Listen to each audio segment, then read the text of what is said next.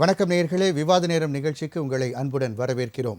இன்று நாம் விவாதிக்கக்கூடிய தலைப்பானது மழையால் பல ஆயிரம் ஏக்கரில் பாதிக்கப்பட்ட நெற்பயிர்கள், நெல் கொள்முதல் மையங்களில் நனைந்த நெல் மூட்டைகள், உரிய நேரத்தில் கொள்முதல் செய்ய அரசு தவறிவிட்டது இபிஎஸ், நெல் கொள்முதல் தாமதத்திற்கு மத்திய அரசே காரணம் அமைச்சர், எதிர்க்கட்சியின் குற்றச்சாட்டும் ஆளும் கட்சியின் மறுப்பும் உண்மை என்ன என்ற தலைப்பில் தான் நாம் இன்று விவாதிக்க இருக்கிறோம். தமிழகத்தை பொறுத்தவரை நமக்கு தெரியும், வடகிழக்கு பருவமழையானது தொடங்கி பெய்து வருகிறது. தற்போது குறிப்பாக ஒரு அதாவது குறைந்த காற்றழுத்த தாழ்வு பகுதியானது உருவாகி அது வலுவடைந்து புயல் சின்னமாக மாறும் என்று கருத்துக்களும் இருந்து வருகிறது.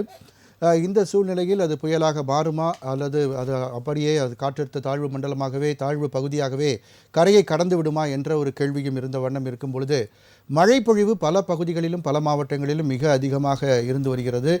இந்த சூழ்நிலையில் தற்போது பல இடங்களில் பயிர்கள், அதாவது அதிகமான தண்ணீர் தேங்கி இருப்பதன் காரணமாக பயிர்கள் எல்லாம் பாதிக்கப்பட்டிருக்கு. குறிப்பாக நெல் கொள்முதல் நிலையங்களில் உள்ள அந்த நெல்லை கொள்முதல் செய்யாமல் அரசு தவறிவிட்டது. இதன் காரணமாக பல நாட்களாக நெல் மூட்டைகள் அங்கேயே தேங்கி இருக்கிறது என்று விவசாயிகள் குற்றம் சுமத்துகின்றனர். அதே சமயத்தில் எடப்பாடி பழனிசாமி அவர்களும் இந்த ஆண்டு தீபாவளி விவசாயிகளுக்கு ஒரு கண்ணீர் தீபாவளியாக ஆகிவிட்டது என்று பல்வேறு குற்றச்சாட்டுகளை அரசு மீது சுமத்தியிருக்கிறார். அதாவது சட்டமன்றத்திலே அமைச்சர் 2000 மூட்டைகள் கொள்முதல் செய்வதாக கூறிவிட்டு தற்பொழுது மிக குறைவான எண்ணிக்கையிலேயே தற்போது கொள்முதல் நடைபெற்று வருகிறது.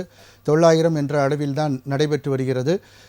அதற்கு பல்வேறு காரணங்கள் சொல்லப்படுகிறது. அதாவது அந்த லாரியை தூக்கக்கூடிய அந்த சுமை தூக்கும் தொழிலாளியிடம் கேட்கும் பொழுது லாரிகள் போதிய எண்ணிக்கையில் இல்லை என்று கூறப்படுகிறது. லாரிகள் ஓட்டுநரிடம் கேட்கும் பொழுது டீசல் வாங்குவதற்கே எங்களுக்கு பணம் தருவதில்லை என்று கூறப்படுகிறது. இவ்வாறாக பல்வேறு குளறுபடிகள் இதில் இருக்கிறது. குறிப்பாக விவசாயிகள் அதிக அளவில் பாதிக்கப்படுகிறார்கள். நெல்கள் கொள்முதல் செய்யப்பட்ட நெல்களும் கூட உரிய பாதுகாப்பின்றி அந்த டிபிசி என்று சொல்லக்கூடிய அந்த டைரக்ட் பர்ச்சேஸ் சென்டரில் வைக்கப்பட்டிருக்கிறது. அங்கே வைக்கப்பட்டிருக்கிற நெல் மூட்டைகளை குடவுனுக்கு எடுத்து செல்வதில் கூட தாமதம் ஏற்படுகிறது என்று சொல்லப்படுகிறது. இது குறித்து எம்ஆர்கே பன்னீர்செல்வம் அவர்கள் கூறும்போது, எடப்பாடி அவர்கள் எப்பொழுதுமே ஒரு உண்மைக்கு புறம்பான விஷயங்களை கூறுவதிலேயே தான் அவர் குறியாக இருக்கிறார். எப்பொழுதுமே இது போன்ற நடவடிக்கைகள் தான் அவர் மேற்கொள்கிறார் என்று கூறியிருக்கிறார். அது அவ்வாறு இல்லை.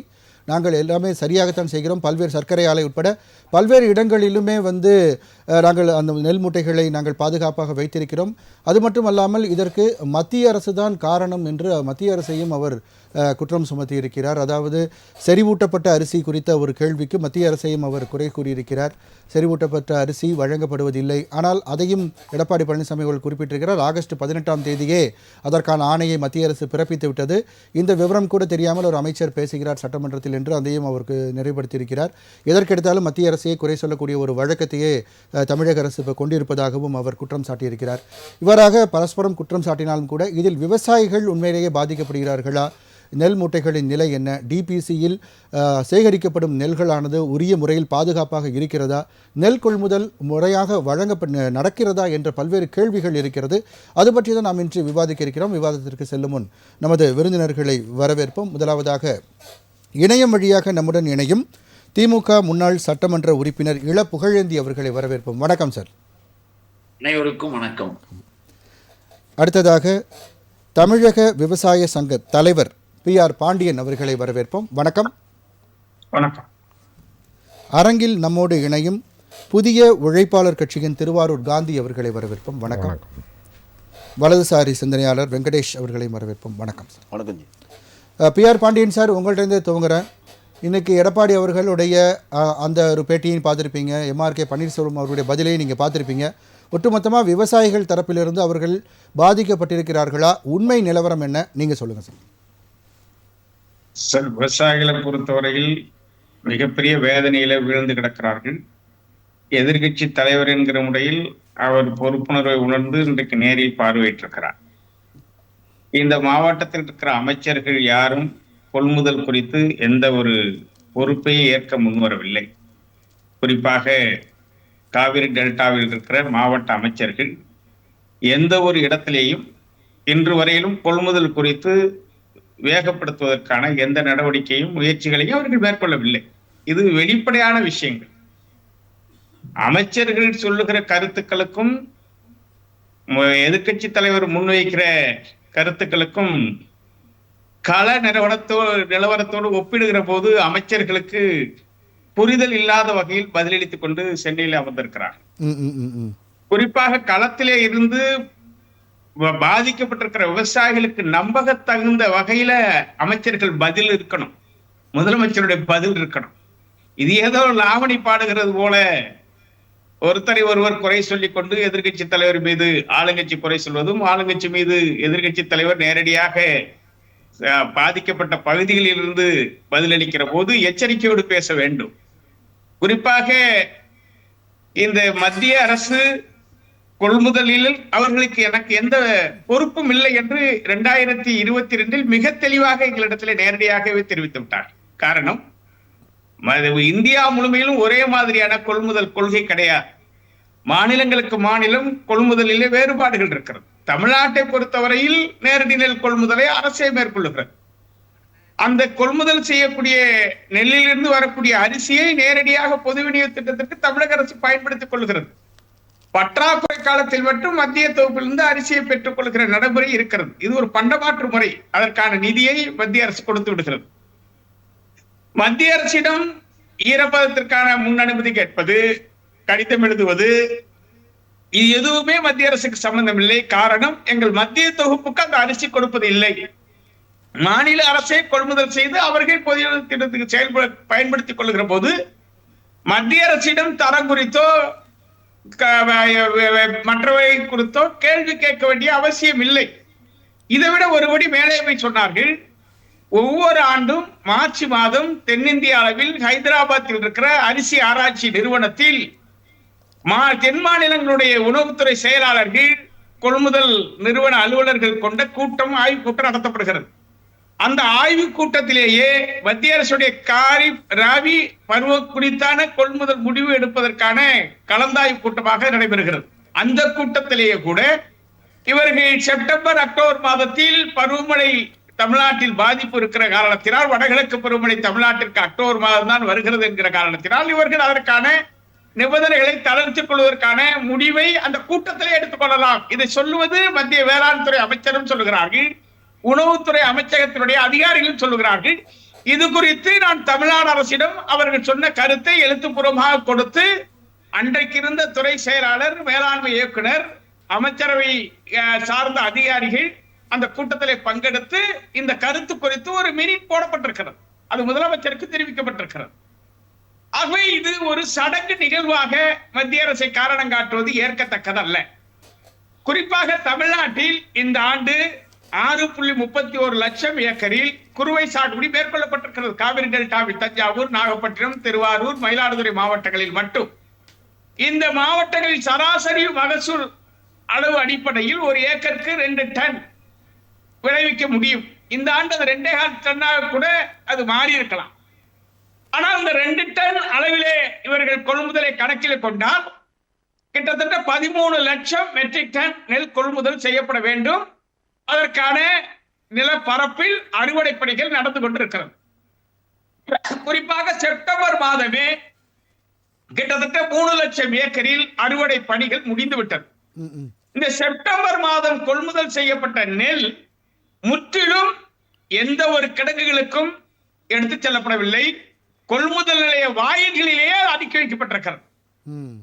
அக்டோபர் மாதம் துவங்கிய அறுவடை பணி என்பது கொள்முதல் செய்வதற்கு வாய்ப்பில்லாத வகையில் 2 கிலோமீட்டர் 3 கிலோமீட்டர் இல்ல சார், இப்போ நெல் கொள்முதல் நிலையங்கள்ல தொடர்ந்து இந்த குற்றச்சாட்டுகள் ஒவ்வொரு முறையும் மழை பெய்யும் போது இதை பத்தி பேசப்படுது. அதற்கு பிறகு அதை பத்தின ஒரு கவனங்கள் இல்லை.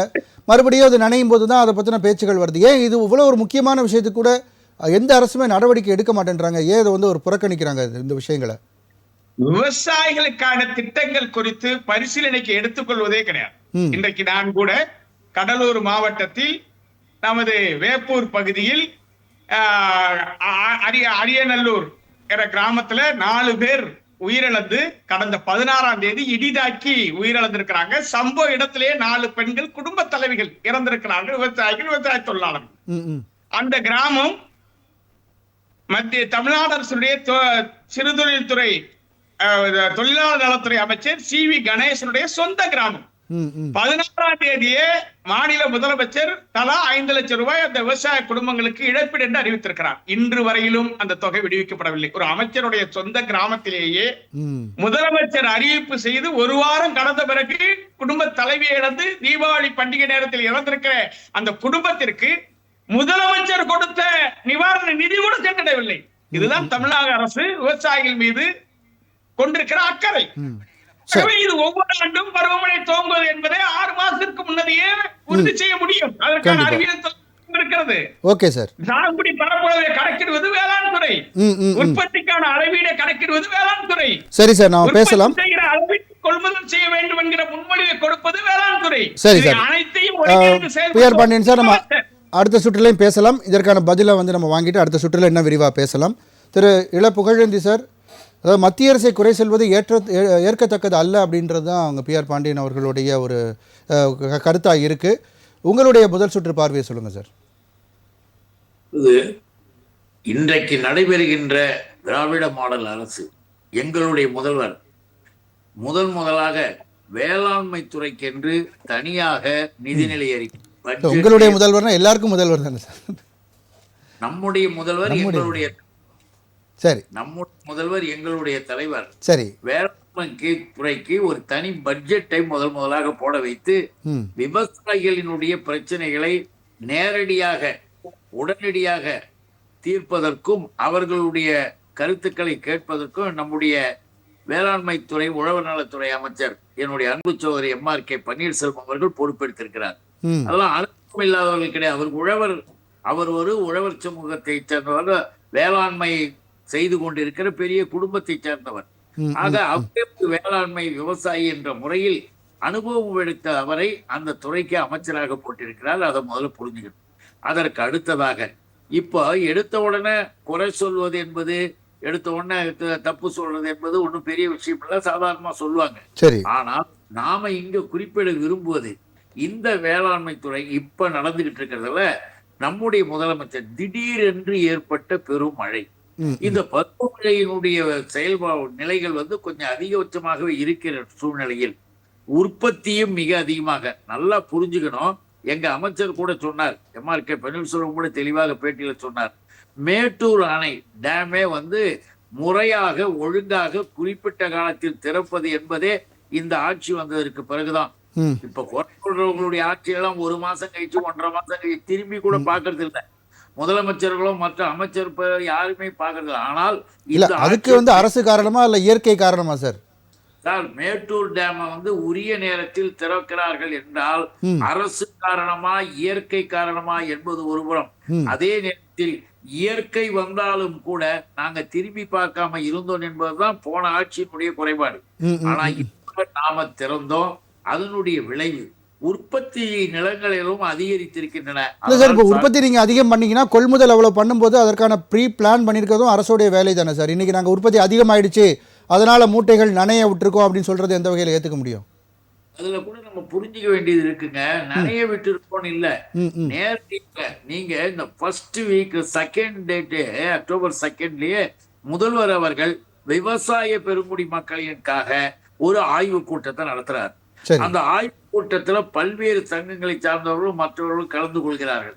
எல்லாரையும் எந்த விதத்திலேயும் இந்த இன்றைக்கு இருக்கக்கூடிய இந்த அறுவடை காலங்கள் இதெல்லாம் முடிஞ்ச உடனே கொள்முதல் மற்றெல்லாம் எப்படி செய்யணும்னு ஆய்வு கூட்டத்துல பேசுறாங்க. இதெல்லாம் இதுக்கு முன்னாள் நடந்தது கிடையாது தமிழ்நாட்டுல. நம்முடைய அரசு முதலமைச்சர் நடத்துறாங்க.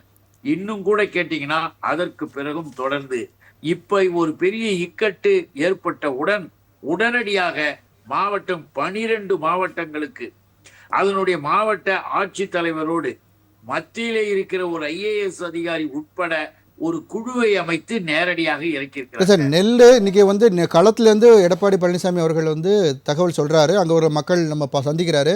அங்க நெல்லே முளைக்க ஆரம்பிச்சிருச்சுன்னு சொல்றாங்க. அப்ப நெல் முளைக்க ஆரம்பிச்சிச்சுன்னா எத்தனை நாள் ஆயிருக்கும்? ஆனா நீங்க சொல்றீங்க உடனடியாக நடவடிக்கை எடுத்தோம்னு சொல்றீங்க. நீங்க ஒண்ணு நல்லா புரிஞ்சுக்கணும் சார். நீ இயற்கையோடு நம்ம பாக்குறோம், உடனடி நடவடிக்கை என்கின்ற பொழுது இப்ப கூட சார் பேசும்போது கூட சொன்னார், எனக்கு முந்தி பேசிய நண்பர் கூட சொன்னாரு, இது மாதிரி அந்த குடங்கள், சேமிப்பு குடங்கள், இந்த கிடங்குகளை இன்னும் எங்கெங்க இருக்க ஏற்பாடு செஞ்சிருக்கலாம். மார்க்கெட் கமிட்டி உட்பட இன்றைக்கு எல்லா இடங்களிலும் அந்த சேமிப்பு கிடங்கு எல்லாத்தையும் ஆரம்பிச்சிட்டாங்க. முன்பு விட கிட்டத்தட்ட 3 மடங்கு அதிகமாக சேமிப்பு கிடங்கு, வேளாண்மையும் அதிகம், ஆக உற்பத்தியும் அதிகம், சேமிப்பு கிடங்கும் அதிகம். இல்ல, ஆனா கொள்முதல் வந்து நீங்க வந்து 2000 மூட்டைகள் சட்டமன்றத்தில் சொல்லியிருக்கீங்க. ஆனா அதுல பாதி கூட நீங்க வந்து பண்றது இல்லையே சார். இல்ல, நல்லா நீங்க புரிஞ்சுக்கணும். ஒரு நிலையில் ஒரு மிஷின் இருக்கின்ற இடத்தில் 1000 மூட்டைகள். அதே மிஷின் அமைச்சர் கூட சொன்னாரு, 2 மிஷின் இருக்கக்கூடிய, ஏன் தெரியுமா, எந்த இடத்தில் அதிகமாக இருக்கிறதோ அந்த விளைச்சல் அதிகமா இருக்கிற இடத்துல 2 மிஷின்கள் போட்டு 2000 மூட்டைகள் இப்ப நடந்துட்டு இருக்கு. இப்பயும் நடக்குது. 1000ம் 2000ம் இருக்கின்ற இடத்தை பொறுத்து நடக்குது. கேள்வி கேட்கிறவங்களுடைய காலத்துல வெறும் 600 மூட்டைகள் மட்டுமே எடுக்கப்பட்டிருந்தது என்பதை மறந்துடக்கூடாது. ஏன்னா நடந்துகிட்டு இருக்கிற அந்த நிலைப்பாடுகள்ல நம்ம இருக்கிறதுக்கும் நம்ம பதில் சொல்லியாகணும், தெளிவாகணும், நம்ம புரிஞ்சுக்கணும். ஒரு அரசு எப்படி இயங்க வேண்டுமோ அப்படி இயங்கி சார். இப்போ நீங்க ஆட்சி வந்து 4.5 வருடம் கிட்டத்தட்ட ஆயிடுச்சு.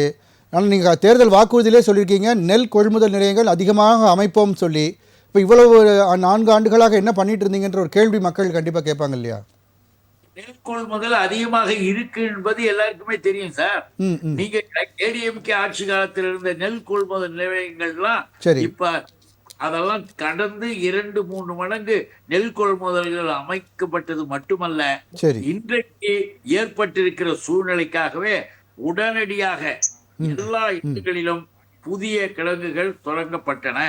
அது வந்து சொல்வது கேட்பது என்பது எளிதாக இருக்கலாம். ஆனால் அதனுடைய நடைமுறை சாத்தியங்களில் இப்பொழுது செய்து கொண்டிருக்கிற நம்முடைய ஆட்சிக்கு நாம தான் நன்றி சொல்லணும்.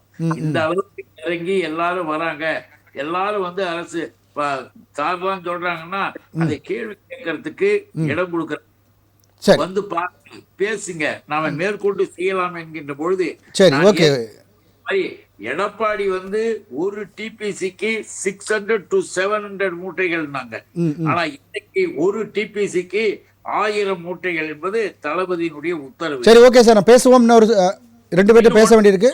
நீங்க இந்த இது நெல்லு முளைச்சிருச்சுன்றீங்களே, தண்ணீர் மழை திடீரென்று கொண்டு இயற்கை பேரிடர் வருகின்ற பொழுது யாராக இருந்தாலும் அதை கண்டிப்பா சார் நம்ம பேசுவோம் சார். அடுத்த சுற்றுல நம்ம இன்னும் விரிவா பேசுவோம். 2 பேர்ட்ட கருத்து கேட்க வேண்டியிருக்கு, நம்ம பேசலாம். புகழேந்தி சார், அடுத்த சுற்றுல நான் விரிவா பேசுவோம். திரு வெங்கடேஷ் சார், உங்களுடைய முதல் சுற்று கருத்து பதிவு பண்ணுங்க சார். அதாவது புகழேந்தி சார் சொல்றதுல நேரடியான ஒரு பதில் என்னன்னா, மழை திடீர்னு பெஞ்சுது அப்படின்றார். வடகிழக்கு பருவமழை ஸ்டார்ட் ஆகுன்றது உலகத்துக்கே தெரியும். நம்மளோட வானிலை ஆராய்ச்சி மையத்துக்கு வருட வடகிழக்கு பருவமழை இந்த நேரத்தில் ஸ்டார்ட் ஆகி இந்த நேரத்தில் முடியும் அப்படின்றது உலகம் அறிந்த ஒரு செய்தி. திடீர்னு மேக வெடிப்பு மாதிரி மழை பெஞ்சதுன்னு எப்படி ஒரு கம்பி கட்டுறாரு பாருங்க. இப்போ மாண்புமிகு வேளாண் துறை அமைச்சர் எம்ஆர்கே பன்னீர்செல்வம் என்ன சொல்றாருன்னா, மத்திய அரசு அனுமதி தரலன்னு பொய்யுரையே சட்டசபையை சொல்றாரு. ஆகஸ்ட் 18 மத்திய அரசு கொள்முதல் செய்யலான்னு அனுமதி கொடுத்துட்டாங்க. ஒரு பொய்யான விஷயத்தை, கவன ஈர்ப்பு தீர்மானத்தை மாண்புமிகு எதிர்க்கட்சி தலைவர் வெளியே அங்கே கொண்டு வராரு விவசாயிகளுக்காக. அந்த இடத்துல பொய்யான பரப்புரையை முன்னாடி வைக்கிறார். 2000 மூட்டைகள் நாங்கள் அளந்து உள்ள எடுத்துக்கிறோம் கொள்முதலுக்குன்னு ஒரு பொய்யான பரப்புரையை வைக்கிறாரு. ஆனால் அங்கே அதிகபட்சம் 700 800 மூட்டை தான் எடுக்கிறாங்க. எங்களுடைய ஆட்சி காலத்தில் நாங்கள் 1000 மூட்டை எடுத்தோம், உடனுக்குடன் அதனுடைய பணத்தை அவங்களுடைய வரவு வச்சோம் அப்படின்னு சொல்கிறாங்க. இவ பயிர் காப்பீட்டு திட்டத்தின்படி பார்த்தீங்கன்னா ரொம்ப அவர்களுடைய திமுக தோழர் சொன்னவருடைய கூற்றுக்கே வரேன். போன வருடம் இதே மாதிரி வடகிழக்கு பருவமழையில் பாதிக்கப்பட்டப்ப அங்கே இருக்கக்கூடிய திமுகவின் ஆட்சியில் இருக்கக்கூடிய அதிகாரிகள் கிட்டத்தட்ட எவ்வளோ பண்ணா 1.05 ஏக்கர் பரப்பளவுல பயிர்கள் பாதிக்கப்பட்டிருக்கு. அதற்கு 72 கோடி இழப்பீடு அரசாங்கம் கொடுக்கணும் ரெக்கமெண்ட் பண்ணியிருக்காங்க. இன்னைக்கு வரையும் அந்த இழப்பீடை போன வருடம், இந்த வருடத்துக்கு வரல, போன வருடம் பாதிக்கப்பட்ட விவசாயிகளுக்கான அந்த 72 கோடியை இன்று வரையும் திமுக அரசாங்கம் அந்த விவசாயிகளுக்கு கொடுக்கவில்லை. இதெல்லாம் விட்டுட்டு நாங்கள் வேளாண்மை தனி பட்ஜெட் போட்டோம் அப்படின்னு சொல்லி, வேளாண்மைக்கு தனி பட்ஜெட் போட்ட திமுக தான் திருவண்ணாமலை சிப்காட்ல விவசாய நிலங்கள் இங்கே எடுக்கக்கூடாதுன்னு போராடினவங்கள குண்டாஸ் போட்டு கைது பண்ணது. தஞ்சாவூர்ல மாண்புமிகு முதலமைச்சர் திரு மு.க. ஸ்டாலின் போறப்ப கருப்பு கொடி காட்டினாருன்னு விவசாயிகளை தடியடி பண்ணது எந்த மாநிலத்திலும் நடந்ததில்லை. இந்தியாவில் இருக்கக்கூடிய எந்த மாநிலம் எந்த விவசாயிகளுக்கும், ஏன்னா இந்தியாவின் முதுகெலும்பு விவசாயம். இந்தியாவில் பெரும்பான்மை மக்கள், இந்தியாவினுடைய ஒட்டுமொத்த மக்கள் தங்கம் பெரும்பான்மை தென்னரசு அன்னைக்கு சொன்னது பார்த்துருப்பீங்க. அதாவது மத்திய அரசு எங்களுக்கு தர வேண்டிய நிதி கரெக்டாக தந்தாங்க, நாங்கள் எல்லாமே கரெக்டாக பண்ணியிருப்போம்.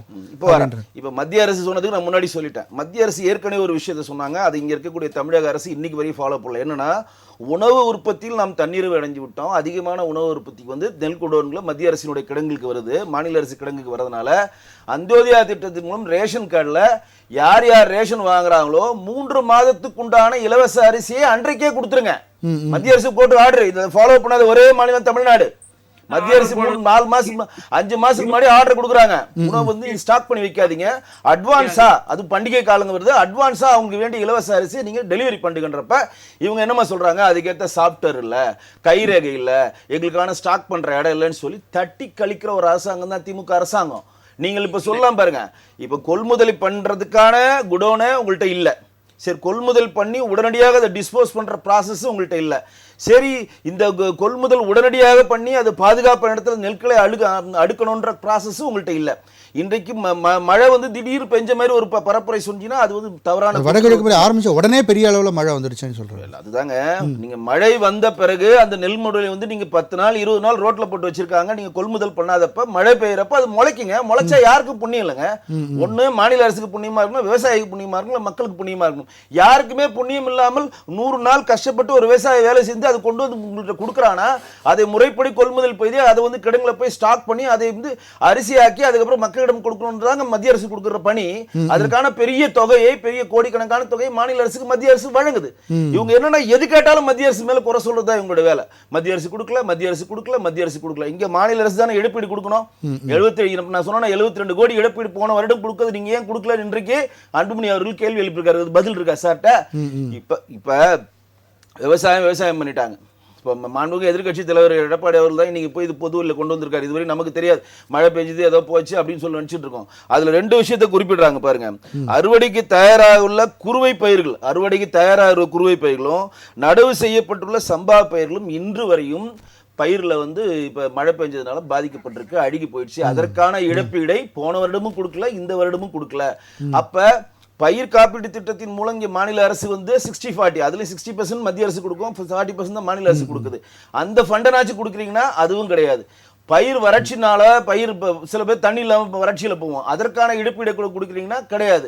வேளாண்மை கூட்டுறவு வங்கி மூலம் 8000 வங்கிகள் இருக்கு. அதற்கு வந்து தர்மபுரியில் போயிட்டு இப்போ போய் வேலூரில் போய்க்கக்கூடிய ஒரு இடத்துல போயிட்டு மாண்புமிகு முதலமைச்சர் வந்து கூட்டம் நடத்தி எல்லா வேளாண்மை தொடக்க கூட்டாண்மை வேளாண்மையிலும் வந்து விவசாயி வந்து நீங்கள் பேங்குக்கே வர தேவையில்ல, ஆன்லைன்லேயே பண்ணால் அப்ளை பண்ணால் உங்களுக்கு வந்து லோன் வீட்டுக்கு வந்து சேரும்னு சொல்லி ஒரு தொடர் தொடங்கி வச்சார். 4 மாதம் ஆச்சு, ஒன்றுமே இங்கே நடக்கல. எல்லாம் பெயரளவில் ஏட்டளவில் வைத்துக்கொண்டு விவசாயிகளுக்கு பெரிய ஒரு பற்று அரசு மாதிரி இவங்க சொல்றாங்க தவிர சட்டசபையில் பொய் சொல்லுவதை நாங்கள் ஏற்றுக்கொள்ளவே மாட்டோம். அவங்க என்ன சொல்றாங்க, விடுமுறை நாட்களும் நாங்கள் அளந்து எடுக்கிறோம்னு ஒரு பொய்யை சொல்றாரு எடப்பாடி. அதான் கேக்குறாரு, நீங்கள் வந்து 1000 மூட்டை நாங்கள் இருக்கிறப்ப அண்ணோம், நீங்க வந்து 2000 மூட்டை நீங்க போய் சொல்றீங்க, 800 மூட்டைக்கு மேல நகரல. லாரி டிரைவர் மாறுதுன்னு சொல்றாரு இல்லையா, மிஷின் லாரி டிரைவர்ஸை கேட்டா எங்களுக்கு டீசலுக்கு பணம் தரல, எங்களுக்கான வேலையை கொடுக்கலன்றாங்க. அப்ப வந்து ஒரு விவசாயி வந்து பயிரை வந்து கஷ்டப்பட்டு விவசாயத்து நிலத்தில் உழுது 100 நாள் கஷ்டப்பட்டு எடுத்து வந்து உங்கள்கிட்ட கொடுத்தா அதை முறைப்படி நீங்க முடிச்சிடற முறைப்படி நீங்க பர்ச்சேஸ் பண்ணி அந்த மக்களிடம் சேர்க்கறதாங்க அந்த அரசோட பணி. நீங்க பர்ச்சேஸே பண்ண மாட்டேன், அது வெயில் மழை காயட்டும், அது முளைக்கட்டும் சொன்னா இந்த அரசாங்கம் தேவையான ஒரு கேள்வி எழுதா இல்லையா? கண்டிப்பா தொடர்ந்து பேசுவோம் சார். திருவாரூர் காந்தி சார், இன்னைக்கு குறிப்பா இன்னைக்கு உங்க பகுதியில், அதாவது தஞ்சை திருவாரூர் பகுதியில் தான் எடப்பாடி அவர்கள் ஆய்வு செஞ்சிருக்காரு. குறிப்பா காட்டூர் அப்படின்னு நினைக்கிறேன், அந்த பகுதியில் ஆய்வு செஞ்சு தான் இன்னைக்கு அந்த ஒரு அறிக்கையை வந்து அவர் வந்து தெரிவிச்சிருக்காரு. நீங்க எப்படி பாக்குறீங்க சார், அந்த பகுதியில் உள்ள விவசாயிகள் உண்மையிலேயே அந்த பாதிப்பு அடைஞ்சிருக்காங்களா, கொள்முதல் நிலையங்கள் அதிகப்படுத்த வேண்டிய தேவை இருக்கா? கொள்முதல் நிலையங்கள் வந்து அதிகப்படுத்தணுன்றது தான் எல்லாரோடைய கோரிக்கையும், அதில் ஒன்றும் மாற்று கருத்து கிடையாது. ஆனால் எந்த இடத்துல வந்து கொள்முதல் வந்து தேங்கி இருக்கு அப்படின்றத நீங்கள் நியூஸில் பார்த்துருக்க மாட்டீங்க எங்கேயுமே. ஏன்னா எங்கெங்கெல்லாம் வருகிறதோ அதை அந்தந்த டைமில் எடுத்துடுறாங்க. 600 மூட்டைக்கு மேலே அதிமுக ஆட்சியில் எடுத்ததே கிடையாது. ஒரு சென்டரில் பார்த்தீங்கன்னா 600 மூட்டைக்கு மேலே எடுத்துருக்காங்களான்னு அதே எடப்பாடி கிட்ட நிருபர் கேட்டிருந்தாருன்னா அங்கே பேசாமல் போயிருப்பார் ஏந்திரிச்சு.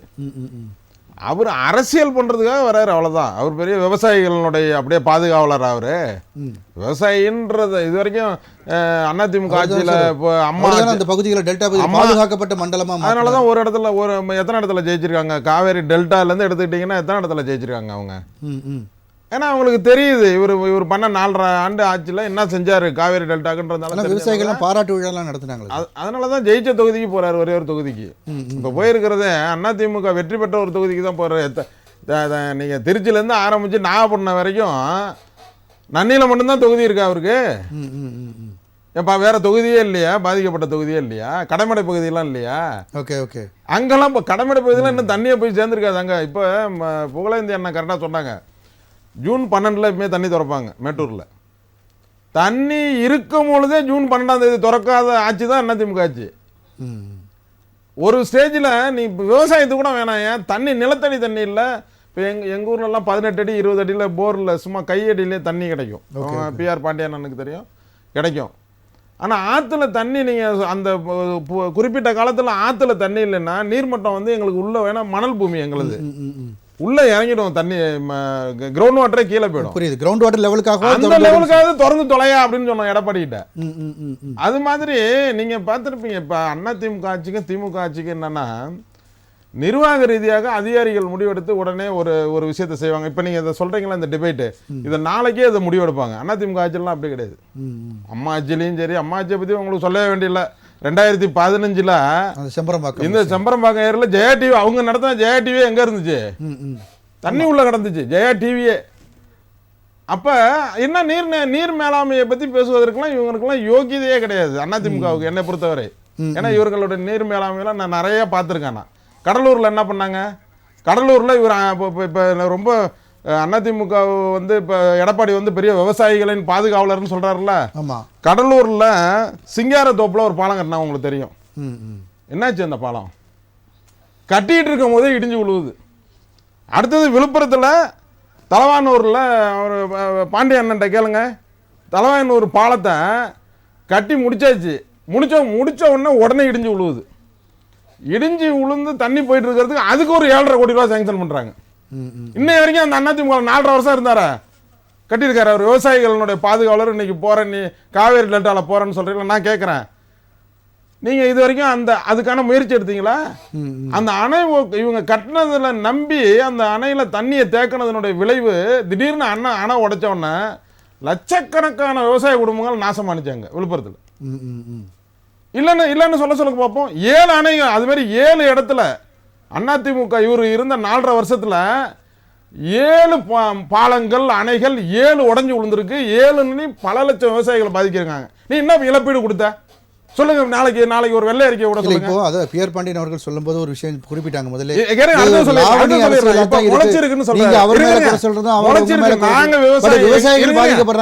விவசாயி வீட்டுல அடுக்கி வச்சிருக்கோம்ல மூட்டை, வீட்டில் அடுக்கி வச்சிருக்கோம். எங்க இப்போ நாங்கள் போகிறோம், நான் சென்டருக்கு வந்து இன்னும் ஒரு 10 நாள் கழிச்சு தான் போகணும், நான் இப்போ விற்கல அப்படின்னு நான் வீட்டில் வச்சிருக்கேன்னு வச்சுங்க. இந்த மலையினுடைய சால் இருக்குல்ல, அதுலேயே முளைக்கும் லைட்டா. அது விவசாயம் இருக்கிற பிஆர் பாண்டியன் அண்ணனுக்கு நல்லா தெரியும். சரி, லைட்டா அதிமுக ஆட்சியில் நாத்து நடுற அளவுக்கு முளைச்சிருச்சு. இல்லை இப்போ இன்னைக்கு முளைச்சது அது மாதிரி அதான் சாரல் அடிக்கும், சாரல்லையே முளைக்கக்கூடிய வாய்ப்புகள் நிறைய இருக்கு. அதனால தான் என்ன பண்ணிட்டாருன்னா, இன்னைக்கு தமிழக முதலமைச்சர் அவர்கள் எங்கெங்கெல்லாம் சர்க்கரை ஆலைகள் இருக்கோ, ஏன்னா சர்க்கரை ஆலைகள் எவ்வளவு நாள் நீங்க ஸ்டோரேஜ் பண்ணலாம், உங்களுக்கு தெரியும். பெரிய குடோன் இருக்கும் சர்க்கரை ஆலைகள். எங்கெங்க நியரஸ்ட் சர்க்கரை ஆலை இருக்கோ எல்லாத்துலயும் அதை குடோனா மாத்திங்கன்ற உத்தரவு போட்டிருக்காங்க. அதை மறுக்க முடியுமா? இல்ல மறுக்க முடியாது. இல்ல அப்ப அதிமுக ஆட்சி செய்யல. இல்ல சார், அந்த டம்ப் டிபிசில இருந்து ஆட்சில டிபிசில இருந்து எடுத்துட்டு போறதுக்கு டிரைவர்ஸ் இல்ல, வண்டி இல்லன்னு சொல்றாங்க. இருங்க, நெல்ல அதிமுக ஆட்சில நாத்தா ஆயிடுச்சுங்க. நேரா கொண்டு போய் நீ நடவு நடலாம். இதெல்லாம் நம்ம டிவில தொலைக்காட்சியிலே பார்த்தோம் நிறைய. அதனால அதிமுகவுக்கும் திமுகவுக்கும் உள்ள வித்தியாசத்தை பாத்தீங்கன்னா, நீங்க சொல்லுகின்ற விஷயத்தை சார் மத்திய அரசு காரணம் அதுக்கு அந்த நெல் கொள்முதல் தாமதத்திற்குன்னு சொல்ற அந்த பாயிண்டை நீங்க அதையும் சேர்த்தே நீங்க அதுக்கான பதிலையும் சொல்லிடுங்க சார். சார் நீங்க மத்திய அரசாங்கத்தினுடைய இப்போ ஒரு சார் சொன்னார், இந்தியாவில் எங்கேயுமே விவசாயிகள் பிரச்சனை, இதெல்லாம் நம்ம நிறைய பார்த்துருக்கோம். வடகிழக்கு மாநிலங்கள் நிறைய பார்த்துருக்கோம், 3 சட்டங்கள், பஞ்சாப், அதெல்லாம் நிறைய பார்த்துருக்கோம். அது உள்ள நான் போகவே விரும்பலை. நம்மளுக்கு இருக்கிற இன்ஃப்ராஸ்ட்ரக்சரை வச்சு பெரிய அளவில் செய்யலாம். இப்போ விவசாய சங்கம்லாம் இருக்குன்னு வச்சிங்களேன், இவங்கெல்லாம் கோடை காலங்களில் ஆரம்பிக்கிறது இல்லை, ஜூன். அப்போ வந்து நீங்கள் இது நீங்கள் வந்து குடோன் கட்டியே ஆகணும். இந்தந்த மாவட்டத்தில் இவங்களுக்கு தெரியும், விவசாய சங்கங்களுக்கு தெரியும் எந்த இடத்துல சென்டர் வச்சா இது கரெக்டாக இருக்கும், அதே இடத்துல எங்கே குடோன் வச்சா சரியாக இருக்குன்ற இதெல்லாம் தெரியும். அதுவும் சரி சார். இப்போ சார் சொல்லும்போது, புகழேந்தி சார் சொல்லும்போது இவருமே அமைச்சருமே ஒரு விவசாயின்றாரு. அப்போ அவருக்கே தெரியுமே, அவருக்கு கரெக்டாக அதை யோசிச்சு பண்ணால் நம்ம விவசாயிகள் நிறைய இப்போ இருக்கிற இன்ஃப்ராஸ்ட்ரக்சர் போதும். இந்த 1000 மூட்டை வருது பார்த்தீங்களா? ஆமாம். இப்போ வர்ற மூட்டையை அப்படியே அடிக்க வச்சிடலாம். நிறைய நம்ம இப்போ பொது விநியோக திட்டத்துக்கு நம்ம நிறைய அனுப்பிடுவோம். லோடில் பார்த்தீங்கன்னா இப்போ திருவாரூர் மாவட்டத்தில் இருக்கிற அத்தனை இப்போ ரயில்வே ஸ்டேஷன்லன்னு பார்த்தீங்கன்னா இப்போ குட்சட்டில் பார்த்தீங்கன்னா அதிகமான நெல் வந்து ஏற்றுமதி ஆகிட்டே இருக்கும் அங்கங்கே. ஏன்னா எல்லாம் பொது விநியோக திட்டத்துக்கு நம்ம தமிழ்நாடு பூரா கொடுத்தாகணும். அதனால் எவ்வளவு வரவு வருகிறதோ இந்த வருஷம் ஈல்டு அதிகமாக. நான் என்ன கேட்குறேன், டிபிசிலேயே கொஞ்சம் வந்து அதோட இன்ஃப்ராஸ்ட்ரக்சர் அங்கே டம்ப் பண்ணும்போதே கொஞ்சம் ஓரளவுக்கு ப்ரொடெக்ஷன் சார். இப்போ ஒருவேளை மழை இந்த மாதிரி மழை வந்தால் கூட நீங்கள் குடவுனுக்கு கொண்டு போகிற அந்த மீன் டைமில் கூட சேஃபாக இருக்கும் சார். இது வந்து இந்த விவசாய இதை வந்து இந்த ஒரு காலகட்டங்களே கிடையாது. இப்படி இன்னைக்கு தான் நீ அறுவடை பண்ணணும்னு எந்த விவசாயிக்கும் கிடையாது. சரி, இன்னைக்கு நான் ஒரு 50 ஏக்கர் நான் இன்னைக்கு அறுவடை பண்ணுறேன்னா எனக்கு பக்கத்து வயலில் இருக்கிறவங்க வந்து இன்னைக்கு 50 ஏக்கரை அறுவடை பண்ண வேண்டிய அவசியம் கிடையாது. அதனால திடீர்னு பார்த்தீங்கன்னா டிபிசியில் ஒன்றுமே இருக்காது. திடீர்னு பார்த்தீங்கன்னா 2000 மூட்டை வரும். அதுக்காக தான் இப்போ ஆவரேஜாக ஒரு நாளைக்கு 1000 மூட்டை அப்படின்றத வச்சாச்சு. அப்போ 1000 மூட்டைன்றது ஒரு நல்ல பெரிய குரோத் தான். ஆனால் அதிமுக ஆட்சியில் என்ன பண்ணாங்க, வெறும் 600 தானே எடுத்தாங்க. அப்போ எவ்வளோ 400 மூட்டை ஒரு டிபிசிலன்னா எவ்வளோ எத்தனை லட்சக்கணக்கான மூட்டை தேங்கி இருக்குன்னு பாருங்க. ஓகே, அவர் போய் இன்னைக்கு விவசாயிகளுடைய நலன் கருதி நான் பாடுபடுறேன்னு சொல்றது வந்து எவ்வளோ பெரிய ஒரு நகைப்பு புரிய விஷயம். இதுக்கான பதில் நம்ம பிஆர் பாண்டியன் சார்ட்ட கேட்கலாம். இல்லை, அதாவது அரசு வந்து தேவையான நடவடிக்கைகள் வந்து எடுத்து தான் இருக்குது, தேவையான அளவு குடவுன்ஸும் இருக்குது. ஆனால் அந்த பர்ச்சேஸ் பண்ணும்போது இந்த மாதிரியான சில ப்ராக்டிக்கல் டிஃபிகல்ட்டிஸ் இருக்குது அப்படின்னு தான் அவருடைய பாயிண்டாக இருக்குது.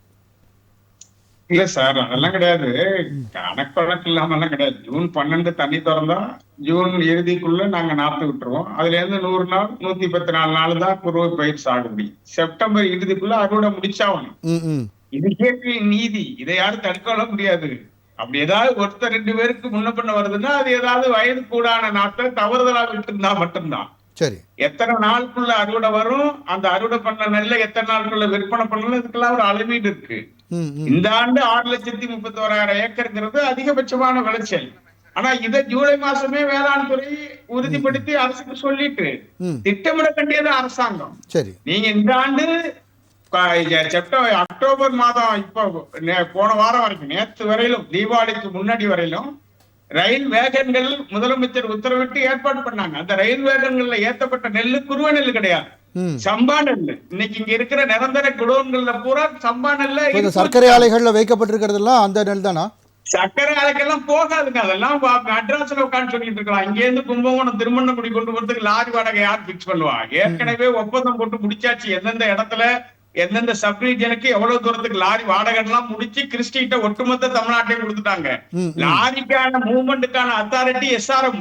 ஆனா SRM கிட்ட லாரி உரிமையாளர் போக மாட்டாங்க வாடகை வாங்குறதுக்கு. ஏன்னா அவங்களுக்கு சென்னையில MD வாடகை வாங்கி அவங்க கிறிஸ்டி கம்பெனில போய் வாங்கிக்கணும். நீங்க ஒவ்வொரு மாவட்டத்துக்கும் தனித்தனி டெண்டர் முறை இருந்தது. அந்த SRM தான் டெண்டரை இறுதிப்படுத்தி லாரி வாடகைக்கு முடிவு பண்ணுவாரு. லாரிக்கான வாடகை SRM பட்டுவாடா பண்ணுவாரு. அப்ப SRM கட்டுப்பாட்டுல லாரி இருக்கும். இன்னைக்கு லாரி மன்னார்ல இருக்குன்னா லாரி SRM சொல்ற உத்தரவை நிறைவேற்றுறது இல்ல. புரியுதா? முதல்ல நடைமுறை சிக்கல் ஏராளம் இருக்கு. எந்த ஆட்சியும் தன்னுடைய நிலையை மாத்திக்கல. இது எதை கிறிஸ்டி இந்த ஆட்சியில கொண்டு வந்தது? விவசாய சங்கங்கள் கோடை காலத்திலே இதற்கான ஒரு முன்னெடுப்புகளை பின்பற்றாங்க. நீங்க ஜூலை மாதம் செப்டம்பர் மாசத்துக்குள்ள எங்களுக்கு அறுவடையே முடிஞ்சிருக்கணும். அக்டோபர் 20ஆம் தேதி பருவமழை துவங்கும். இந்த ஆண்டு 4 நாளைக்கு முன்னாடியே துவங்க போதுன்னு முன்னாடியே அறிவிச்சுட்டாங்க. 14ஆம் தேதியே பருவமழை துவங்க போதுன்னு. எங்களுக்கு 10ஆம் தேதி 15ஆம் தேதி வரைக்கும் காவிரி டெல்டால மழை கிடையாது. சரி, நாங்கெல்லாம் இது அக்டோபர் முதல் வாரத்துல அறுவடை செஞ்சு கிட்டத்தட்ட 700 சிப்பத்தை தீபாவளி பண்டிகை நெருங்குற அன்னைக்கு தான் விலைக்கு வித்திருக்கோம் அங்க டிபிசில. அப்ப கிட்டத்தட்ட ஒரு 15 நாள் ஏனல்லே கிடந்தது. மறுக்க முடியாது. ஏனல்ல போய் முன்னாடி கொண்டு சொல்ல முடியாது. எங்க ஊர்ல எல்லாரும் அறுவடை பண்ணி கரெக்டா பட்டியல் படி வரிசையா அடுக்கி வச்சிருவோம்.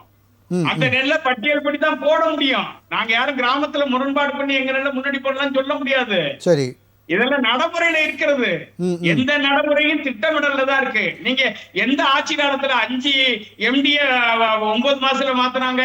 ஏன் 5 MD தரம் இல்லாதவரா? இதே அண்ணாதுரை ஏற்கனவே ஜனவரி மாசம் இருந்து பல நல்ல நடவடிக்கைகளை மேற்கொண்டு வருதானே ஏன் பணி மாற்றம் செஞ்சீங்க? இப்ப கண்டிப்பா இந்த பிரச்சனைகளுக்கு வந்து அரசுடைய திட்டமிடல் தான் காரணம் தான் உங்களுடைய குற்றச்சாட்டு. ஒட்டுமொத்தமா அரசு முழுமையா ஏங்க ஜனவரி மாதம் கொள்முதல் பண்ண நெல்லு பூரா எண்ணெய் வரைக்கும் குடோன்ல இருக்குங்க. நீங்க மன்னார்குடி சப்ரீஜன் தாங்க காவிரி டெல்டால பெரிய சப்ரீஜன், அதிக நிலப்பரப்பு கொண்டது, அதிக கொள்முதல் வடிவ கொண்டதுங்க. இந்த இடத்துல தெற்கு நத்தங்கிற ஒரு கிராமத்துல மட்டும்தான் திறந்த வழி கிடங்கு. சரி, அந்த கிடங்குக்கு லோடு பண்ண கிடையாது இன்னை வரைக்கும். இந்த இடையினத்துல ஒரு கிடங்கு திறந்ததா அமைச்சர் அறிவிச்சாரு. சரி, அந்த ஏற்கனவே கிடங்கு வச்சிருந்ததுக்கு வாடகை கொடுக்கறது அவங்க இன்ன வரைக்கும் உள்ள அனுமதிக்கல லாரிய.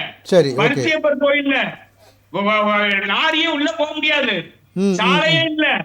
எங்க சொல்றது அழகா இருக்கும், அறிவிப்பு வெளியிடுறது அழகா இருக்கும். சரி, ஸ்தலத்துல என்னோட நீங்க வாங்க, நாளைக்கு டிவி எடுத்துட்டு வாங்க, நான் இப்ப சொல்ற இடத்துக்கெல்லாம் அழைச்சிட்டு போறேன். இல்ல கண்டிப்பா புகழேந்தி அவர்கள்ட்ட அதுக்கான விளக்கத்தை கேட்டுட்டு நான் வரேன். மறுபடியும் லாரி நேரடியா ரயில்ல கொண்டு போய் குருவனல்ல ஏத்துறாங்க. இல்லன்னு மறுக்க சொல்லுங்க எந்த அதிகாரியாவது. சரி, தீபாவளிக்கு 14 வரைக்கும் லாரி போனது ரயில்வே கண்ட போனது சம்பானல்ல. Okay okay okay. அப்ப கண்டிப்பா சார். புகழேந்தி சார், அதாவது திட்டமிடல் பேசிட்டு இருக்கிறதுலாம் நாமளும் உட்கார்ந்து லாவணி பாட முடியுமா? நான் வயிற்றெறிஞ்சு போய் நின்றுட்டு இருக்கிறேன். சரி சரி சரி, okay sir, okay sir. 3 acre அறுவடை பண்ண வேண்டி இருக்கு, அறுத்து கொட்டுறதுக்கு இடம் இல்லை. எனக்கு இப்ப செப்டம்பர் இறுதி வாரத்தில் அறுத்திருக்கணும். சரி, நம்ம மறுபடியும் நான் வரேன், உங்ககிட்ட வரேன் சார். புகழேந்தி சார், அதாவது திட்டமிடல் இல்லை அப்படின்றத ஒரு விவசாயியோட ஒரு குமுறலா சங்க தலைவர் சொல்றாரு. உங்களுடைய பார்வை சொல்லுங்க. என்னுடைய பார்வையில் என்பது நடைமுறை சிக்கல் என்றது அவருடைய வார்த்தையிலே வரும்பொழுது சொன்னாரு. பல்வேறு நிலைகள்ல நடைமுறைகள் நடத்துகின்ற பொழுது பல சிக்கல்கள் ஏற்படுறது இயற்கையான சூழ்நிலை. அந்த நடைமுறை சிக்கல்கள் வருகின்ற பொழுது அதையும் கிளியர் பண்ணி இந்த அரசாங்கம் விவசாய பெருங்குடி மக்களுக்கு நன்மைகளை செய்யணும்னு நினைக்கிற அரசாங்கம். அதுக்காகத்தான் அமைச்சரோ மற்றும் உள்ள அதிகாரிகள் எல்லாம் இப்ப குழுக்கள் அமைத்து அனுப்பியிருக்காங்க. இப்ப விவசாய சங்க தலைவர் இங்க பேசிய பொழுது அவருடைய கருத்துக்களை நம்ம கேட்டோம். அந்த கருத்துக்களுக்கு கூட இதுக்கு முன்பெல்லாம் கேட்கறதுக்கு ஆள் இல்லாம இருந்த இந்த மாநிலத்துல இன்றைக்கு நேரடியாக குழுக்களை போட்டு மாவட்ட ஆட்சித்தலைவரும் மற்றும் உள்ள ஒரு IAS அதிகாரியும் வராங்க 12 பகுதிகளுக்கும். அவங்கள சந்திக்கலாம், உடனே பேசலாம். இப்ப கூட குழந்தைகள் சம்பந்தமாக போது உற்பத்தி அதிகரிக்கின்ற பொழுது, உற்பத்தியை அதிகரிக்கிறது என்பது எப்படி? ஏற்கனவே இருக்கிற நிலைகள்ல நாம சரியாக இருந்தால்தான், முறையாக அந்த விவசாயத்தை செய்தால்தான் உற்பத்தி அதிகரிக்க போகுது. அப்ப உற்பத்தி அதிகரிக்கின்ற பொழுது 10 குடோன் இருக்குதுன்னா உற்பத்தி 12 குடோனுக்கு 15 குடோன் அளவுக்கு ஆயிடுச்சுன்னா உடனடியாக அதிகரிக்க வேண்டிய கட்டாயம் ஏற்படுது. நீங்க பழைய ஸ்டாக்கே என்ன நீங்க குடோனுக்கு கொண்டு போல, சம்பா பயிரே இப்பதான் நீங்க டிரான்ஸ்ஃபர் பண்ணிட்டு இருக்கீங்கன்னு சொல்றாங்க. நடைமுறை சிக்கல்ன்றது அதுதான். சரி, ஓகே சார். இல்ல இன்னொரு விஷயம் இருக்கு. இன்னொரு முக்கியமான குற்றச்சாட்டு, வடகிழக்கு பருவமழை போது சென்னைக்கு கொடுக்கக்கூடிய முக்கியத்துவங்கள் பிற மாவட்டங்களுக்கு கொடுக்கப்படுவதில்லை அப்படின்னு சொல்லப்படுது, குறிப்பா டெல்டா மாவட்டங்களுக்கு. இப்போ முதலமைச்சர் அவர்கள் நான் சொன்னேன், இவங்க சொல்லி இருக்கிறது மார்க்கெட் கமிட்டிகள் எல்லாம் தொல்லி கரும்பாலை, அதாவது கரும்பாலை குடோன்கள் சொல்றோம், கரும்பாலையினுடைய குடோன்கள்ல கொண்டு போய் வைக்கிறதுக்கு உடனே உத்தரவு போட்டார் சேமிப்பு கணக்கு. அதே போல மார்க்கெட் கமிட்டி இருக்கு இல்லையா, அந்த மார்க்கெட் கமிட்டிலையும் இப்ப சேமிப்பு கணக்காக மாற்றி அதையும் செய்யுங்கன்றார். ஆக நடவடிக்கை எடுக்கக்கூடிய அமைச்சர் முதலமைச்சர் இருக்கிறாங்க. அதுக்காக அதை சொன்ன அவர் ஒண்ணு கவலைப்படாம விவசாயிகளை பற்றி திரும்பி பார்க்காம இல்ல, விவசாயிகளுடைய பிரச்சனைகளை தன்னுடைய கவனத்தை செலுத்துகிற காரணத்தால் தான் இப்ப கூட பாருங்க அந்த யூனியன் கவர்மெண்ட்ல செய்யக்கூடிய பல செயல்கள். இங்க சொன்னாங்க யூனியன் கவர்மெண்ட் இல்ல அப்படி இல்லை இப்படி இல்லை. 1 வருட காலம் விவசாயிகள் டெல்லியில சாலையில உட்கார்ந்து போராடியதும், எடுப்பதையும் கொடுப்பதையும் விற்பதையும் கார்பரேட் கம்பெனிக்கு கொடுக்கறத விவசாய பெருங்குடி 400 பேர் இறந்து போனார்கள். அப்படிப்பட்ட ஒரு நிலையை சேர்ந்தவங்க எல்லாம் இன்றைய அரச இந்த வடகிழக்கு பருவமழை, இந்த பருவமழையின் வேகமும் உற்பத்தி.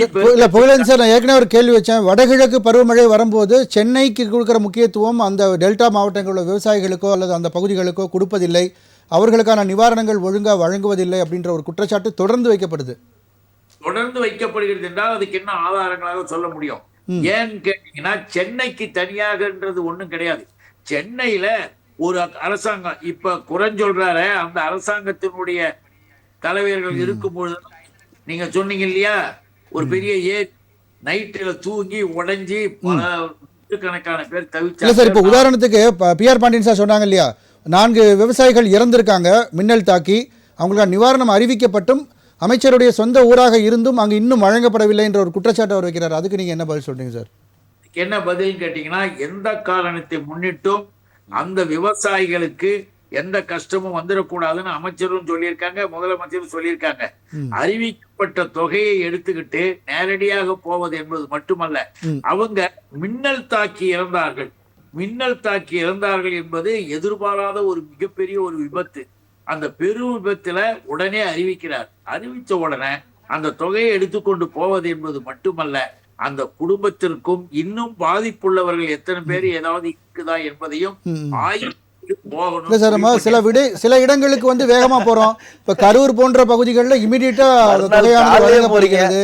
ஸோ இஷ்யூ பேசுறதானா, இது வந்து மக்களுடைய பார்வை அதிகமா இருந்தா அதற்கான தொகை இமிடியேட்டா வழங்கப்படுது.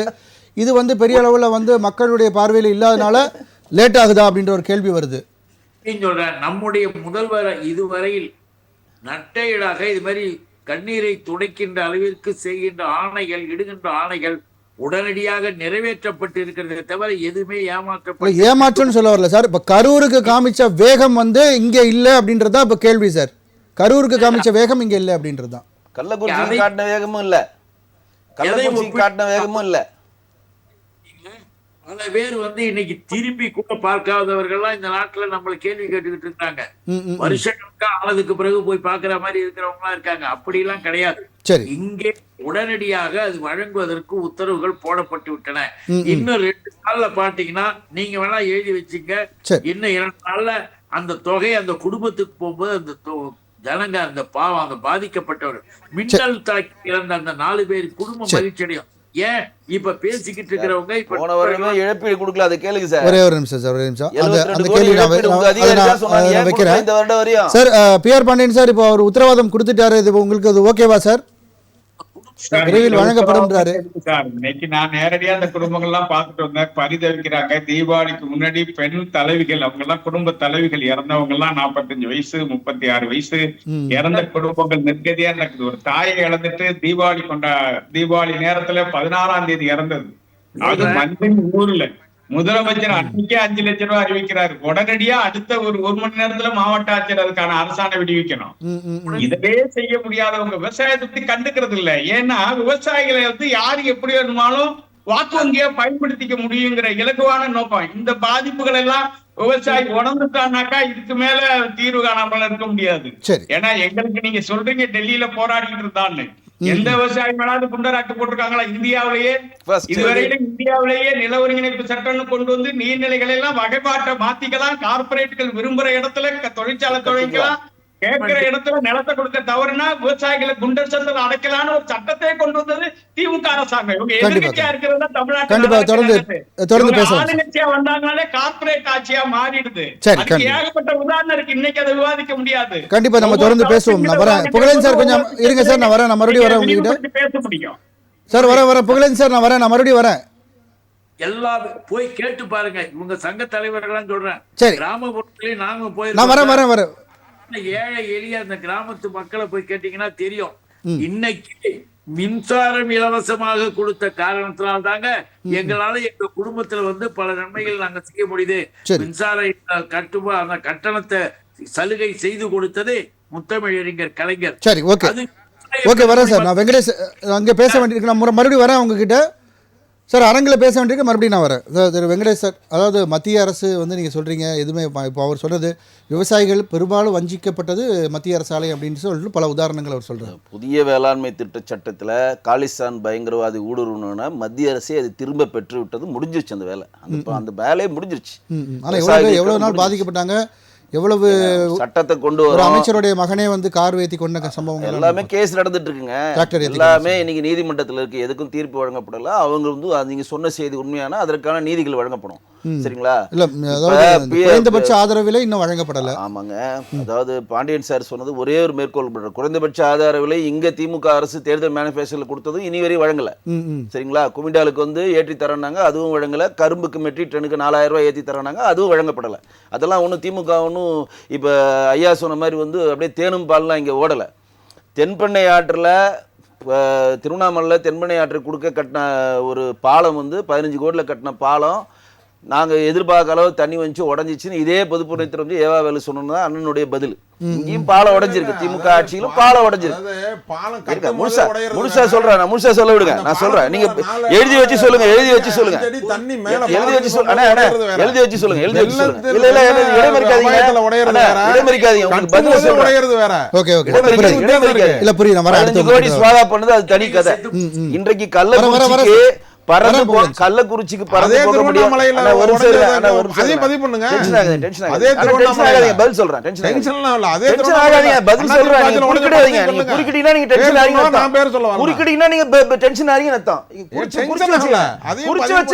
திருவண்ணாமலை மாவட்டத்தில் விவசாய மேல குண்டாஸ் போட்டாங்க. திருவண்ணாமலையில சிப்காட்ல நிலங்கள் கையப்படுத்துது, பல நாட்களாக போராடி குண்டாஸ் போட்டு அதே அருள் மேல போன ஆட்சியில் அவங்க கூட கை கோத்தாங்க, அதே நபர் மேல குண்டாஸ் போட்டாங்க. சரிங்களா? இப்போ பிஆர் பாண்டியன் சார் சொன்ன மாதிரி நீர்நிலைகளை யார் வேணா ஆக்கிரமிப்புன்னு புது சட்டத்தை இது கொண்டு வந்து அது தனி ப்ராசஸ், அது தனியாக போய்க்கலாம். பட்டாசு தொழிற்சாலைகளை ஒருத்தர் வந்து வேலை செஞ்சு இழப்பீடு வர்றதுக்கு 4 லட்சம் பத்தாதுன்னு சொல்லி சிவகாசியில் போராடுறப்ப நீங்கள் இந்த கூட்டத்தை கலைக்கிறீங்களா இல்லை உங்களுக்கு தடியடிப்படுவான்னு அங்கே இருக்கக்கூடிய போலீஸ் அதிகாரி சொல்கிறப்ப பறந்து போகாத திமுக காரங்க கள்ளக்குறிச்சியில் கிட்டத்தட்ட 68 பேர் செத்த பிறகு மறுநாள் காலையிலே அவன் செத்த பணத்தை வீட்டுக்குள்ளே எடுத்துட்டு போகிறதுக்குள்ளேயும் 10 லட்ச ரூபா செக் எடுத்து போய் கொடுத்தப்ப திமுக காரங்க கரூரில் 4 மணிக்கு அவசரமாக மறுகூராய்வு பண்ணி விடிய காலம் 4:30 மணிக்கு எரிச்சு 5 மணிக்கு பணத்தை வீட்டில் கூட காட்டாமல் அப்படியே எடுத்து போய் 10 லட்சம் கொடுத்தது திமுக காரங்க. டைம் இல்லை, இப்போதான் பண்ணியிருக்காங்க, மின்னல் தாக்கி இப்போதான் இறந்ததுக்கு வந்திருக்கு, முதலமைச்சர் நிவாரண நிதியில் அறிவிச்சிட்டாரு, அமைச்சர் வந்து மாவட்ட தலைவர்கிட்ட சொல்லிட்டாரு, மாவட்ட ஆட்சியர்கிட்ட சொல்லிட்டாரு, உடனடியாக கொடுக்கணும்னு சொல்லிட்டாரு, இன்னும் கொடுக்கல அப்படின்னா இது என்ன மாதிரி பூசி முழுகுறாங்கன்றது தயவு செய்து புரிஞ்சுக்கோங்க. பட்டாசு தொழிற்சாலைக்கு உங்களுக்கு போக முடியாது, ஆனால் வருமானம் கொற்ற கள்ளச்சாராயத்துக்கு அரசுக்கு அவப்பேறுவதுன்னா ஓடிடுறீங்க. அஜித்குமார் வீட்டுக்கு திருப்பவனத்துல படையா எடுக்கிறீங்க எல்லாம், உடனே அவருக்கு 2 ஏக்கர் நிலத்தை கொடுக்குறீங்க, காரைக்குடியில் அவருக்கு ஆவின்ல வேலையை கொடுக்குறீங்க, உடனே அவருக்கு வந்து 10 லட்சம் இழப்பீடு கொடுக்குறீங்க. விவசாயிகள் அதிமுக ஆட்சியில் இருக்கும்போது மட்டும் விவசாயிகளுக்கு எல்லாமே கரெக்டா பண்ணிட்டாங்களா? கொள்முதல் கூட கம்மியான அளவு தான். நீங்க அதிமுக கூட்டணியில இருக்கீங்க, நான் சொல்றதுக்கு பதில் புரிஞ்சுங்க. இது அதிமுக காரண்ட உங்களுக்கு பதில் சொல்றேன். என்னுடைய இதுல மத்திய அரசு வந்து இன்றைக்கு PM கிசான் நிதியின் மூலம் 4 மாதத்துக்கு ஒரு முறை 2000 ரூபாய்ல வருடத்திற்கு 6000 ரூபாய் தரது மத்திய அரசு விவசாயிகளுக்கு. ஜல்ஜீவன் திட்டத்தின் மூலம் இங்க ஒவ்வொரு வீட்டுக்கும் குழாய் மூலம் 3700 கோடி வரலன்னு சொல்லி அதுக்கு ஏங்க டேட்டா கொடுங்க. பல மம்தா பானர்ஜியோட மேற்கு வங்காளத்தை நிறுத்தியே வச்சிருக்காங்க 2-3 இடத்துல ஃபண்ட. இவங்க கொரோனா காலத்துல வேலை செஞ்சாம நான் போய் தண்ணி போட்டேன்னு சொல்லி போலியான கணக்கு கொடுக்குறா நிறுத்தி வச்சுட்டாங்க. மகாத்மா ஊரக வேலை வாய்ப்பு திட்டத்தை 100 ரூபாய் வேலை வாய்ப்பு திட்டத்துல இதே தான் பண்ணாங்க. பாதி பேர் வேலை செய்யாம வேலை செஞ்சாங்க டேட்டா கொடுத்தாங்க நிறுத்தி வைக்கிறாங்க. ஒரு நிமிஷம் எனக்கு பதிவு செய்ய விடுங்க. மாநில அரசு கொடுக்கிற டேட்டா வைத்தான் மத்திய அரசு செயல்படும். நல்லா தெரியும், மத்திய அரசு பணம் தான் கொடுக்கும். மாநில அரசு தவறான டேட்டாஸை கொடுத்தா மத்திய அரசு நிதியை நிறுத்துங்க. இன்னைக்கு மாநில அரசே ஒரு 2 நாள் முன்னாடி ஒரு இது பண்ணிருக்காங்க. 13000 கோடி அந்தந்த துறையை சேர்ந்தவர்கள் மாநில அரசு ஃபண்டையே செலவு பண்ணாம திருப்பி அமைச்சிருக்காங்க. ஒரே ஒரு விஷயம் தாங்க, இந்த அரசாங்கம் திமுக அரசாங்கம் விவசாயிக்கு தனியா பட்ஜெட் போட்டேன், இலவச மின்சாரம் போட்டேன்னு சொல்லி ஒரு கட்டமைப்பை ஏற்படுத்துறாங்க. தவிர இன்று முதல் கொள்முதலில் நான் வந்து கிடங்கை கட்டிக்கிட்டே இருக்கேன், இன்னும் கட்டுறேன், இன்னும் கட்டுவேன். 1967 ஆட்சிக்கு வந்து உற்பத்தி அதிகமா நல்லா தவறான பதிவு இது. உற்பத்தி அதிகமாக இருக்கிறது தமிழ்நாட்டுக்கு. அந்த உற்பத்தி அதிகமான உற்பத்தி பயன்படுகிறதா கேட்டா கிடையாது. நல்லா கேட்டுங்க, தமிழ்நாட்டுக்கு வேண்டிய அரிசியை 30-40% ஆந்திராவிலும் கர்நாடகாவிலும் தான் நம்ம இன்னைக்கு வரை வாங்கிட்டு இருக்கோம். யாரும் மறுக்க முடியுமா சொல்லுங்க? நீங்கள் வந்து இலவச அரிசிக்கான உற்பத்தி தான் பண்றீங்க தவிர இங்க செய்யற தமிழக அரசு தமிழ்நாடு மக்கள் பெரும்பாலும் சாப்பிடுற அரிசிகளை மற்ற மாநிலங்களில் தான் நீங்க கொள்முதல் பண்றீங்க. தவிர விவசாயிகளுக்கு குண்டாசு போட்ட இந்த அரசு விவசாயிகளுக்கு பதில் சொல்லி. நன்றி நன்றி. திருவாரூர் காந்தி சார், நிறைவு கருத்து சேர்த்தே பதிவு பண்ணிருக்கேன். அதாவது இந்த எடப்பாடியினுடைய ஆட்சி அந்த 4.5 வருஷம் இருக்கு. அதற்கு முன்பாக அம்மா ஆட்சி எத்தனையோ முறைகள் இருந்திருக்காங்க. எங்கேயாவது ஒரு தடுப்பணை அவங்க ஆட்சியில் கட்டியிருக்காங்களான்னு சொல்லுங்கள். திமுக ஆட்சியில் மட்டும்தான் தமிழகத்தில் 40 அணைகளுக்கு மேல் கட்டிய பெருமை திமுக ஆட்சிக்கு உண்டு. தடுப்பணைகள் 40 தடுப்பணைகளை கட்டிய பெருமை, 40ற்கு மேற்பட்ட தடுப்பணைகளை கட்டிய பெருமை திமுக ஆட்சிக்கு தான் உண்டு. ஆனால் எடப்பாடி அந்த 4.5 வருஷத்தில் ஏதாவது பண்ணியிருக்கிற கேளுங்க. இப்போ திருவண்ணாமலையை பற்றி சொன்னார். திருவண்ணாமலையில் அம்மா பாளையத்தில் கட்டின பாலம் என்னாச்சுன்னு கேளுங்க.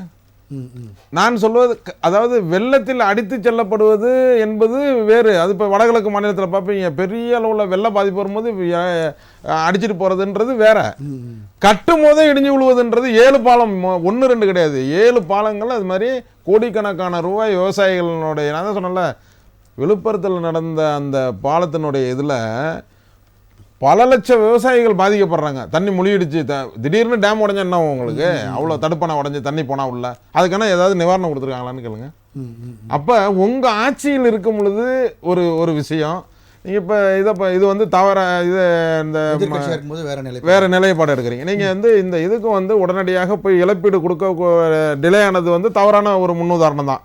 அதை உடனே கொடுத்துருக்கணும்னு தான், அதை நாங்கள் ஆதரிக்கலை. உடனே கொடுத்துருக்கணும். அது சரி, அங்கே இருக்கிற மாவட்ட ஆட்சித்தலைவர் உடனடியாக நடவடிக்கை எடுத்துருக்கணும். ஆனால் துப்பாக்கி சூட்டில் தூத்துக்குடியில் இப்போ சுட்டு கொன்னீங்களே, குருவி சுடுற மாரி என்ன பண்ணீங்க நீங்கள்? அப்போ அதை பொதுமக்களாக அதை நீங்கள் நினைக்கலையா? அதை தமிழக மக்களாக நினைக்கலையா? எடப்பாடி ஆச்சு கேட்டதுக்கு எடப்பாடி என்ன தெரியுமா பதில் சொன்னார்? மக்களை பற்றி விவசாயிகளுடைய பாதுகாப்பு என்ன பதில் சொன்னார் தெரியுமா உங்களுக்கு? டிவியில் பார்த்து தெரிஞ்சுக்கிட்டேன்னாரு.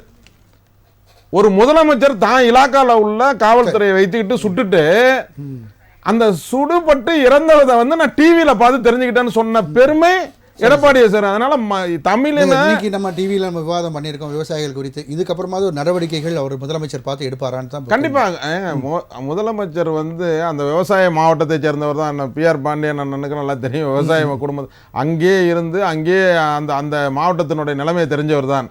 அதனால் எனக்கு தெரிஞ்சு சரி, நான் அதிமுக எவ்வளவோ பிரச்சாரங்கள்லாம் சரி, எனக்கு தெரிந்து அதிமுகவை விட திமுக தான் விவசாயிகளுடைய நலனில் அக்கறை உள்ள ஒரு இயக்கமாக இருக்கிறது. தீபாவளி பட்டிமன்ற தீர்ப்பு மாதிரி சொல்லிட்டீங்க சார். கண்டிப்பாக ஓகே சார், கண்டிப்பாக நம்ம நன்றி. திரு புகழேந்தி சார், உங்களுடைய நிறைவான கருத்து சொல்லுங்கள் சார். நிறைவான கருத்து, எல்லாரும் பேசியது என்பது அரசாங்கத்திட்ட வைக்கக்கூடிய கோரிக்கைகள். அரசாங்கத்திடம் நீங்க இது மாதிரி பண்ணியிருக்கணும், அது மாதிரி பண்ணியிருக்கணும்னு சொல்லிட்டு இருக்கிறாங்க. செய்து கொண்டு இருக்கிற பணிகளை பற்றி அவங்க ஒன்றும் தவறுகளாக ஒன்றும் சொன்னதாக நான் நினைக்கல. சரி, இப்ப செய்து கொண்டிருக்கிற பணிகளும் போடப்பட்டிருக்கிற குழுக்களும் அதன் மூலமாக செயல்பட்டு கொண்டிருக்கிற நிலைகளையும் அழகாக சொன்னாங்க. ஆனா இந்த குற்றம் குறைகளை சொல்லிக்கிட்டு இருக்கிறவங்க, இங்க கூட நண்பர் கூட சொன்னாங்க, தூத்துக்குடி இதை பத்தி சொன்னாங்க இல்லையா? அப்ப இங்க என்ன பண்ண ஒண்ணு தெரியுங்களா? அந்த தூத்துக்குடி துப்பாக்கிச்சூடு சம்பந்தமாக ஒரு ஆணையம் சார் அதுக்கு நேரம் இல்ல, நம்ம இப்ப தலைப்பு தொடர்பா நீங்க நேரம். அந்த ஆணையத்துல சாட்சி சொன்ன சீஃப் செக்ரட்டரி அதே மாதிரி என்ன சொன்னாங்க தெரியுங்களா? நாங்கள் ஒவ்வொரு நிமிடமும் துப்பாக்கிச்சூடு நடத்துவதை குறித்து முதல்வரிடம் பேசிக் கொண்டிருந்தோம். பேசிவிட்டால் நடவடிக்கை எடுத்தோன்னு அறிக்கை கொடுத்து சாட்சி வந்துடுச்சு அந்த கமிஷன் ரிப்போர்ட். ஆனா இவரு டிவியை பார்த்துதான் தெரிஞ்சேன்னு இது எவ்வளவு பெரிய பொய். இப்படிப்பட்ட பொய்யர் எடுத்து சொல்லுகின்ற இப்போ ஓகே சார், அது புரியுது. இப்போ பாதிக்கப்பட்ட விவசாயிகளுக்கு முதல்வர் அவர்கள் நிவாரணம் வழங்குவாரா? உங்களுடைய நிறைவு கருத்தை பதிவு பண்ணுங்க சார். சார், நிவாரணம் உடனடியாக வழங்கப்படும், அதில் எந்த விதமான ஐயமும் வேண்டாம், அது நடந்தே தீரும். நன்றி நன்றி நன்றி. திரு PR பாண்டியன் சார், உங்களுடைய நிறைவு கருத்து. நன்றி புகழேந்தி சார். நிவாரணம் கொடுக்கறத பத்தி திமுக எதிர்பார்க்க முடியாது. போன வருஷம் ஒரு கிராமத்துக்கு 4 பேர் 5 பேருக்கு அழிஞ்சது, அவங்களுக்கு மட்டும் பட்டியலிட்டு அரசாணை போடப்பட்டுச்சு, நிதி ஒதுக்கீடும் பண்ணப்பட்டுச்சு. இப்ப 2 மாசத்துக்கு முன்னாடி அந்த பணத்தை கேட்டு போராடினா இயக்குனர் ஒரு கடிதம் எழுதுறாரு, இத மறு ஆய்வு செய்யணும். ஏற்கனவே 7 குழு போட்டு ஒரு ஊருக்கு 10 ஏக்கர் 20 ஏக்கர் 100 ஏக்கர் 50 ஏக்கர் பாதிக்கப்பட்ட விவசாயி மயிலாடுதுறையில கடந்து பதறிட்டு கிடக்குறாங்க பாருங்க.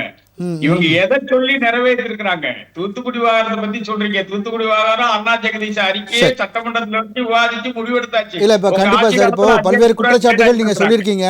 இப்ப அரசுக்கு திரு PR பாண்டியன் சார் ஒரே ஒரு கேள்வி தான். குறை சொல்ற போது நம்மளோட நிர்வாகத்தை பத்தி ஒழுங்குபடுத்துறோம். இந்த வருஷம் கண்டிப்பா திரு PR பாண்டியன் சார், நிவாரணமே இன்னை வரைக்கும் விவசாயிக்கு போய் சேரல. PR பாண்டியன் சார் ஒரே ஒரு நிமிஷம். இல்ல இப்போ நீங்க இவ்வளவு குற்றச்சாட்டுகள் சொல்லியிருக்கீங்க. இப்போ அரசுக்கு நீங்க வைக்கக்கூடிய ஒரு விவசாய சங்கத்தின் தலைவரா நீங்க வைக்கக்கூடிய கோரிக்கையா உங்க நிறைவு கருத்து சொல்லி நிறைவு பண்ணுங்க சார். அரசு தான் பொறுப்புணர்வை உணர்ந்து செயல்படுங்க. அரசுக்கு தெரியாத விஷயங்கள் எதுவுமே கிடையாது. சரி, எந்த மாசத்துல மழை பெய்யும், எத்தனை நாள்ல வயசு, எத்தனை நாள் நாத்து நடவு நட்டுருக்காங்க, குருவ அறுவடை என்னைக்கு வரும், அது எவ்வளவு விளையுங்கிறதுக்கான புள்ளி விவரங்களோட தகுதியான அதிகாரிகள் இன்னைக்கு இருக்காங்க. சரி, அதை பத்தி அரசாங்கம் தான் முன் திட்டமிடல் பண்ணணுமே தவிர தகுதியான அதிகாரிகள் தனக்கு சுயநலத்திற்கு ஒத்து வரலன்னா அவங்களை பணிமாற்றம் செய்யணும், ஆட்சியாளர் தான் பதில் சொல்லி ஆகணும். கண்டிப்பா கண்டிப்பா சார். நன்றி நன்றி நன்றி. நம்முடன் விவாதத்தில் பங்கு பெற்ற விருந்தினர்கள் அனைவருக்கும் நன்றி. மீண்டும் ஒரு விவாத நேரம் நிகழ்ச்சியில் சந்திப்போம் நேயர்களே. நன்றி, வணக்கம்.